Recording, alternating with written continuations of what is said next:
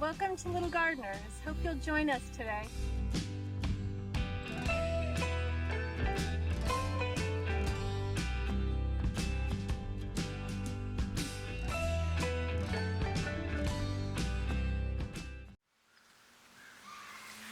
What I wanted to start off with was a book that I love. If you've ever come to Little Gardeners, you know that I really love this book and I really love this book. And they're both by the same author. Do you remember The Wolf's Chicken Stew? And I also like to read My Lucky Day. But another thing that I wanted to share with you, and I took on the way out of my house this morning, is the fact that way back in March, so a very long time ago, what is that, 9 months ago?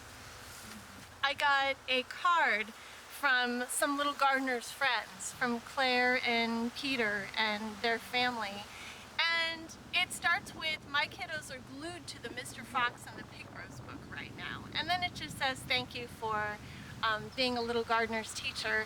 And I just wanted to show you this because I got it in, I don't remember, it was March or April, and it meant so much to me that I hold on to this and I look at it every now and then because it was so nice that they took time to sit and write a note, and they sent it here to the church and I ended up getting it. So today is about reaching out to people. Leaving a little note, maybe making a phone call, just telling people in your life that you care about them and that you're thinking about them and how much that's going to mean to them. So our project is going to be about reaching out, literally reaching out to somebody in your life. And because the card said that this family loves this book, this one is for Claire and Peter and everyone else who's watching. My Lucky Day by Keiko, Kasza. Not sure if I'm pronouncing that correctly, I hope so. My Lucky Day. I love this book. One day, a hungry fox was preparing to hunt for his dinner, and as he polished his claws, he was startled by a knock on the door. And he went, because he wasn't expecting a knock on the door. Hey, Rabbit! Someone yelled outside. Are you home? Rabbit? Thought the fox. If there were any rabbits in here, I'd have eaten them for breakfast.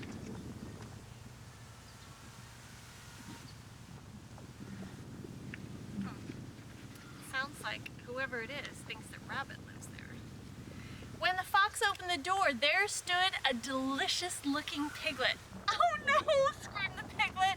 Oh yes, cried the fox. You've come to the right place. He grabbed the piglet and pulled him inside.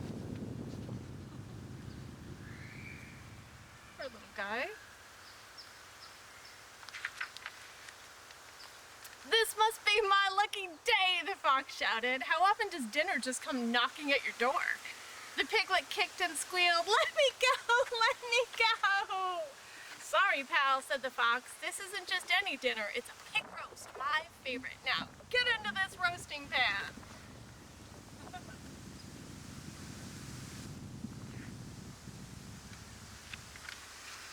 It was useless to struggle.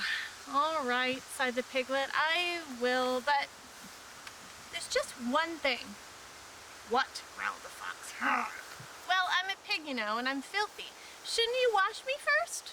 Just a thought, Mr. Fox. The fox said to himself. He is filthy. Do you know what filthy means? Filthy is a fun word to say. Filthy. It means really dirty. See how dirty the pig is? The pig needs a bath. So let's see if the fox gives him a bath. Well, the fox got busy. He collected twigs and he made a fire and he carried in the water and finally he gave the piglet a nice bath. You're a terrific scrubber, said the piglet. Look at that. He's got like a big barrel and he fills it with water, and then the fire underneath heats up the water. That's a lot of work. We're pretty lucky that we just turn on the tap and hot water comes out. There, said the fox. Now you're the cleanest piglet in the county. Now you stay still now. All right, sighed the piglet, I will, but what? Growled the fox. Well, I'm a very small piglet, you know. Shouldn't you maybe fatten me up to get more meat? Just a thought, Mr. Fox. The fox said to himself. He is a little on the small side.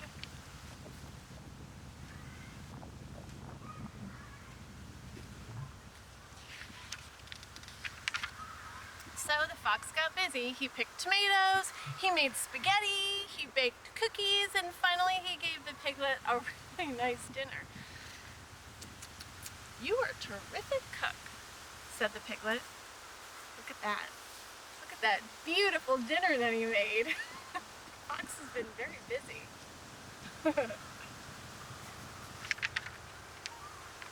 There, said the fox. Now you are the fattest piglet in the county, so get into the oven. All right, sighed the piglet, I will, but what? Shouted the fox. Well, I'm a hard-working pig, you know. My meat's awfully tough. Shouldn't you massage me first to get a more tender roast? It's just a thought, Mr. Fox. The fox said to himself. I do prefer tender meat.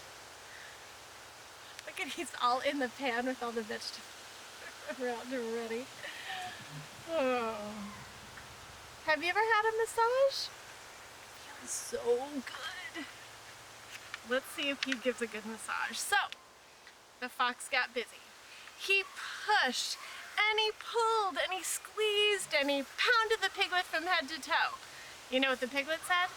You give a terrific massage, said the piglet.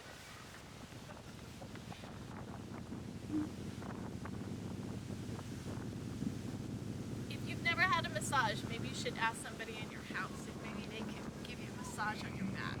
It feels amazing. Well, but the piglet continued, I've been working really hard lately and my back is awfully stiff. Could you push a little harder, Mr. Fox? Like a little to the right, please? Ooh, yes. Well, just a little to the left now. Look at the look on the fox's face. He's going, I can't believe this.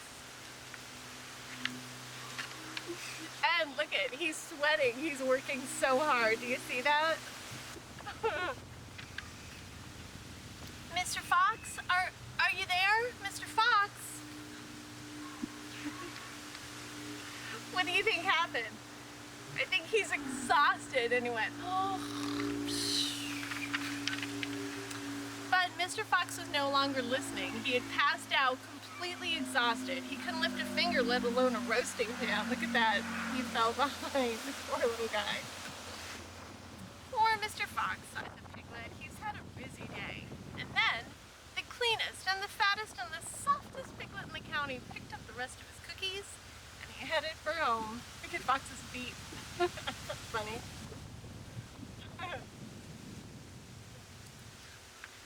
That piglet had a pretty good day.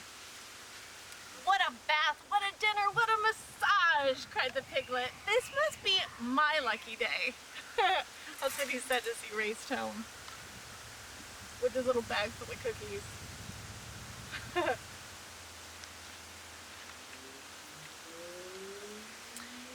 And when he got home, the piglet relaxed before a warm fire.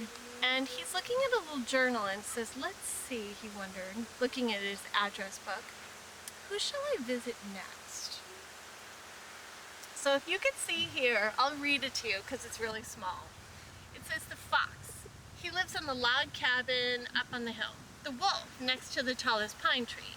The bear is the house with the red roof by the river, and the coyote lives in a cave. And he crossed off the fox and he crossed off the coyote because he went to their two houses. He is a smart pig. And then look at the last page. He's there at the bear's house. And then the bear comes to the door and the pig's like, oh!